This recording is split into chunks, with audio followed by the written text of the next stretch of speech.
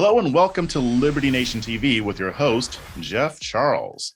The congressional elections are right around the corner, and despite a tumultuous election season, Republicans are still favored to score some significant victories. But what happens next? I have with me Liberty Nation's national columnist, Sarah Calgill, to discuss. Welcome to the program, Sarah. Hey, Jeff. Nice to be back. Yes, nice to have you back. We're like down to the stretch now. Like it's only like a few minutes away, and we're gonna know what happens with Congress.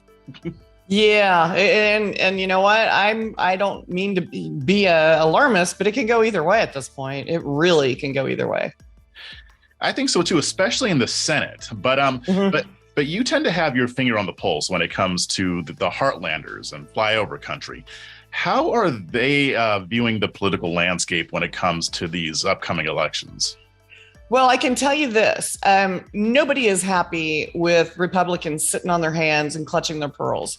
This is a very conservative part of the world. And right now there's a big festival going on. So we have gotten people from all over the Midwest coming into this big 3-week festival. And I talk to everybody because that's what I do. But they don't like current leadership. They don't have anything to say about Mitch McConnell. They don't have a lot to say about McCarthy or Graham or anybody that has been on either the fence or caved in. You know, like this whole is called bipartisan. Well, it's not. It's called caving. And, you know, in 2016, Heartlanders in the silent majority had enough. And to have that nearly reversed and dismissed and erased off the chalkboard isn't sitting well with people.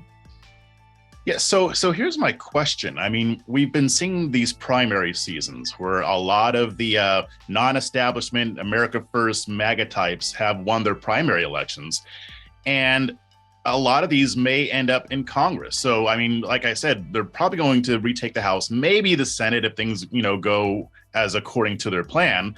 But if more of these America First MAGA folks make it into office, do you think this might be the beginning of the end for the old guard? Because that's who, I mean, people in the Midwest are complaining about them, and even others in the South too. I mean, Republican voters, the base, are fed up with these people. So do you think this might be finally the beginning of getting those people out, or how do you think that's going to play out? Jeff, I think you answered your own question. If they do win, if these MAGA candidates do win in the general, that changes the tone and it sets the pace for everybody else to follow for the next 2 years. So if they lose, that is going to set everybody back in MAGA country, and they'll have to, promote their less abrasive counterparts in the Republican Party. It's not going to be a good situation either way. Somebody's got to win and drive the Republican train forward instead of, having it just sit on the tracks blocking traffic.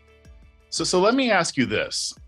Let's say the America First type people win. I mean, we saw the primary election win in New Hampshire. It was mostly MAGA folks who won. Let's say they win and Republicans take control of the House, and now we've got more MAGA people there. What do you think it'll look like as far as opposed to the way it's been previously, like going forward in Congress? It's going to be a lot of fresh faces and fresh ideas. It may be all, steeped in MAGA beliefs and, America First kind of beliefs.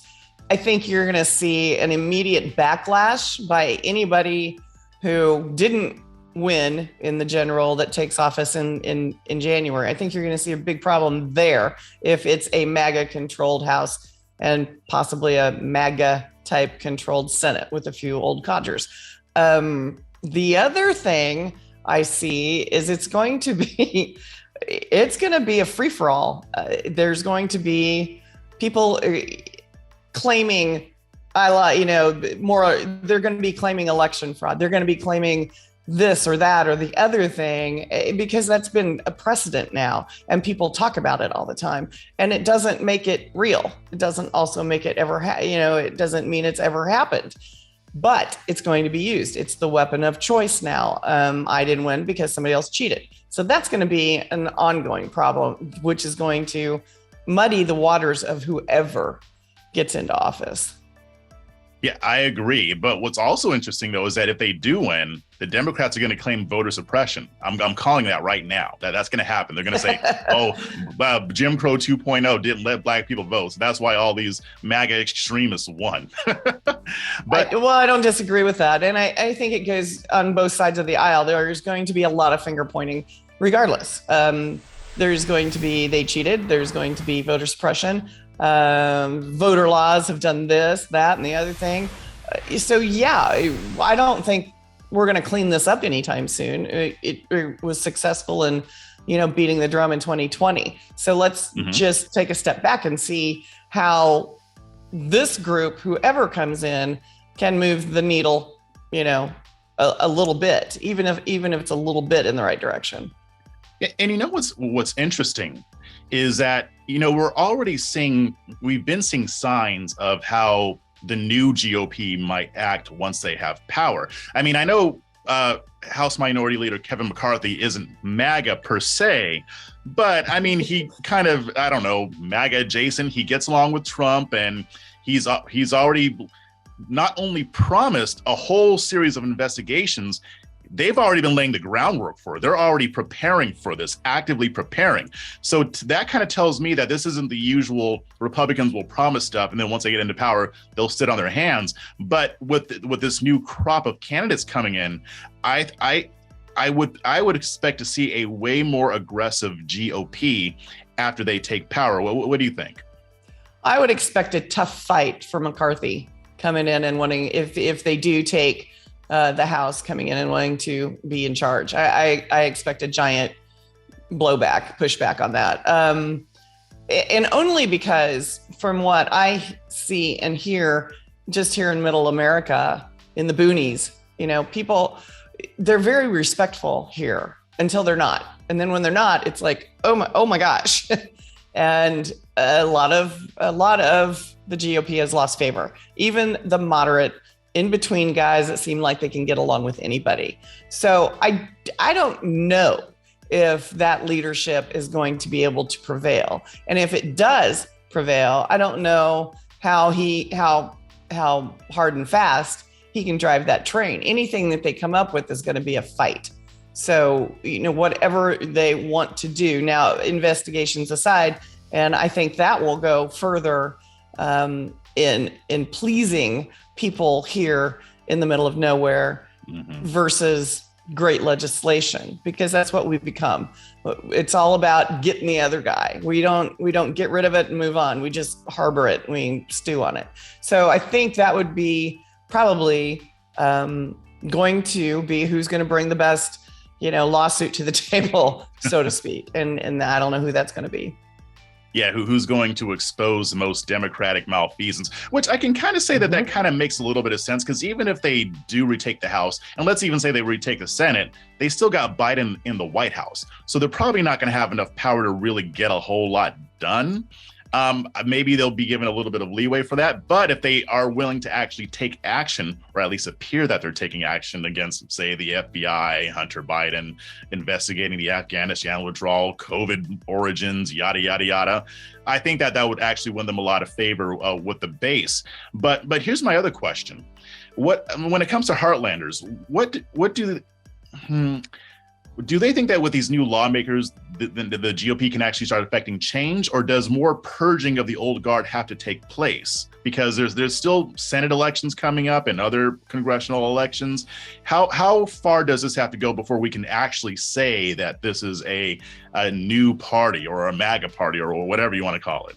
If MAGA elections are successful and that there's a new group, a majority group in the Republican Party as elected officials that are MAGA based, you will see that you'll have a few, holdouts that just want to claim their legacy before they retire. But you'll see a lot of people stepping down. You saw a lot of Republicans that didn't like Donald Trump step down after he was elected, not resigning so much, but retiring.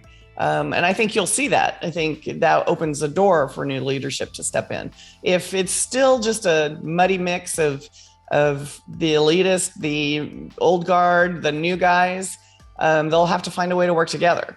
And if you look at the Democrats who are, you got a lot of centrists in the Democratic Party, and then you had the wingnuts, throwing all sorts of stuff at the spectrum. And and they're divided. They're as divided as the Republican Party. So unless, and they found a way to work together and swallow their pride and bite their tongue and just move forward. So if we can do that, if the Republican Party and the Democratic Party can do that, then America can do that. Yeah, that's true too. Now, but also, especially for those who want change on the right. You've got people in Congress and also in state and local level offices too. But if they really want a change of the Republican Party, what about the RNC, the Republican National Committee? Wouldn't there need to be a change in that leadership structure as well? Or do you think that maybe that will kind of work itself out? Or well, they came in under Donald Trump. After Donald Trump was elected, they came in because they're a heck of fundraisers. They can raise money. They hold the ground. They're MAGA oriented from, the very top down to the secretary. They're MAGA people. So I don't think you're going to see that would have to change. Now, if MAGA isn't as successful, if they're not as successful come the general election, that might be the indication that whole structure in the RNC is going to be replaced. Very interesting. Well, we are about a month away from finding out. And then if depending on how things work out, next year is going to be quite interesting. But we'll definitely be keeping an eye on this as time goes on. But thanks for joining the program, Sarah. Hey, thanks, Jeff. And remember, the show is proudly sponsored by LibertyNation.com, where you can access podcasts, breaking news and analysis, and a range of biting and brilliant shows to whet your appetite for freedom and your fondness for the great American Constitution. Just go to LibertyNation.com on your browser or hit Rumble, YouTube, or check out our Liberty Nation News Roku channel. I'm Jeff Charles. Thanks for watching. This program is a production of LibertyNation.com, where truth is making a comeback. Entertaining, informative, and just plain fun. Watch Liberty Nation's The Conservative 5. Produced by conservatives for conservatives. C5's The Left Free Zone. Hosted by Liberty Nation's Lisa K. Donner. Joined by a raucous, irreverent panel of authors. Deconstructing leftist narratives. Debating the hot topics. And remembering to laugh.